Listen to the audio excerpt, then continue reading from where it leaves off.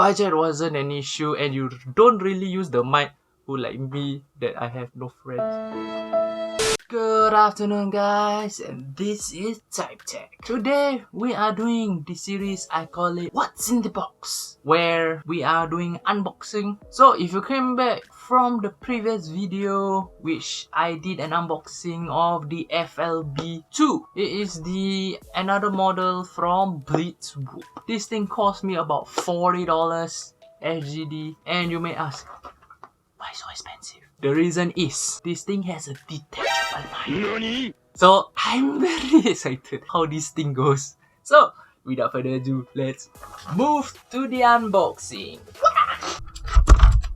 Fuck off. Alright, so before we move on, let's have a quick rundown of the specs right now. It has a detachable HD microphone, game mode, Bluetooth 5.0 with 500 mAh. So it has a low battery than the FLB2, which is quite interesting, but in the picture I saw it is quite huge. From the previous unboxing, it opens from the top. Now we just slide it out. Okay, so the unboxing is slightly different compared to the first Blitzwolf. Oh my, that's very interesting. And the casing, when okay, below each, it has the Type-C cable, the large and small earbuds with the user manual right here, and that's all inside the box. Alright, so the unboxing is done. So the first thing you will notice that the casing is a gloss finish, and it's quite thin. To see the size comparison, this is the SKS from KZ. Is slightly shorter, but in terms of the roundness is slightly bigger than the SKS. And as you can see, I have no idea what the fuck is this. This is a very interesting finish right now. As you can see, it's very glossy. Probably you can see me behind it. You can see it's made in China, Blitzwolf Bluetooth earphone, and that's all. Other than that, there's a design on top. With the middle here, it says Blitzwolf, and when you open the casing, immediately you will notice the earbud is in a very weird position with the RGB surrounding it right here. So it's very interesting. And also there's a battery percentage indicator, as you can see earlier. There's 97% right now, and this is the detachable mic that they promote about. So it's going to be interesting for the mic test. And next, this is how the earbud looks like. As you can see, it's a very interesting shape. It looks like similar to my KZ SKS right now, which has the elongate is the longer method but shorter earbud at the front, at the top, and it's the big at the back. So it's a very interesting design, and I wonder how is the fitting going to look like. And as you can see inside the casing, the pogo pins are right in the middle instead of the usual at the side. And to charge these earbuds, you just need to put it this way. The pogo pin is at the side. So because initially I wasn't sure how it looks like in the box, so it's gonna be, so it took me a while to actually do it. It's like doing origami like that. As you can see, there is a mic attached right here, so that's how it looks like when you use the earbuds. So this is going to be interesting. I will have to test it later, and it's not only can fit on the left side, it can also fit on the right side. As you can see, there's two connection point. So we will see how the mic test looks like, and also the latency of these earbuds. So I will see you all later. Alright, so welcome back to the mic test. So now I'm going to play some crowd sound, and it's playing on the TV at 50% volume. What do you think about the sound quality? Is it good? Is it bad? And now we move to the wind test. Alright, so now I'm standing right in front of the wind. I mean, standing in front of the fan, right in front of my face. Can you hear my voice? Or is it too breezy?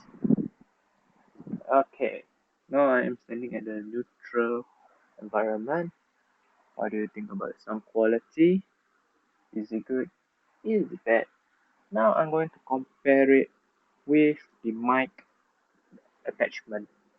Okay guys, so now I have attached the mic to the earpiece, so I'm going to play the crowd sound.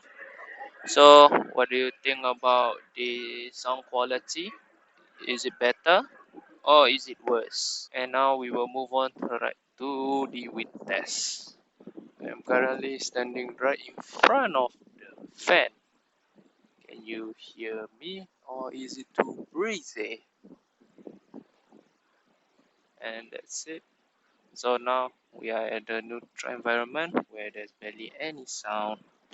What do you think about the sound quality? In the comment down below.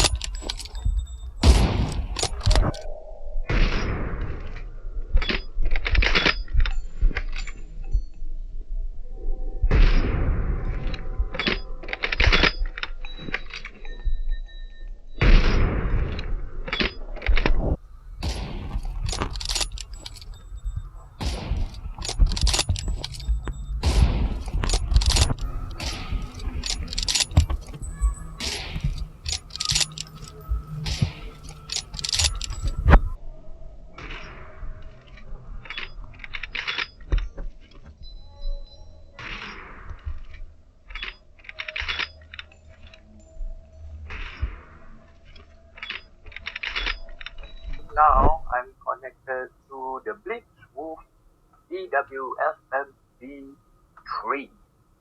This is without the mic attachment. So tell me, how do I sound? Is it good? Is it bad? So we should be comparing with the attached mic. Alright, so I have attached the mic to the earpiece. So tell me, what do you think about the sound quality? Is it good? Is it bad? Tell me in the comment down below. Oh, you recording? Everything is done. And you may ask, is this better or is this better? Well, my friend, the answer is yes.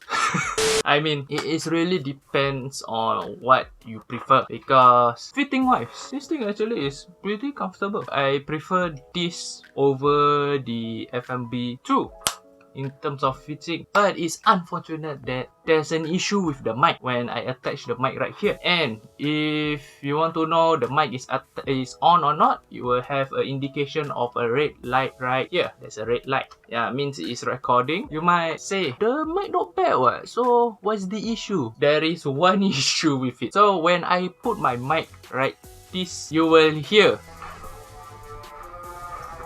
exactly nothing you can hear when you put it here. And most of the time I'm recording when I'm talking right in front of me. They just need to make the mic slightly longer, more towards to my mouth, so that it can record the voice, because the suppression sound is good, because especially when you hear it when I'm standing right at the fan, and also in the crowd sound, there's barely anything other than my voice. So it's just the mic is a little buggy, and once in a while I can make it work, but I think you will end up sticking with just the default mic, which is like Anyway, if you're looking for some head turner while your friends will be like, ooh, look at that, what is that? I would 100% confidently say that people would look at this way more than this. But if you tell me almost the times 2 of the price, I would lean towards the Blitzwolf FMB2 compared to the FMB3. So it's just quite unfortunate that this thing doesn't work as it is supposed to.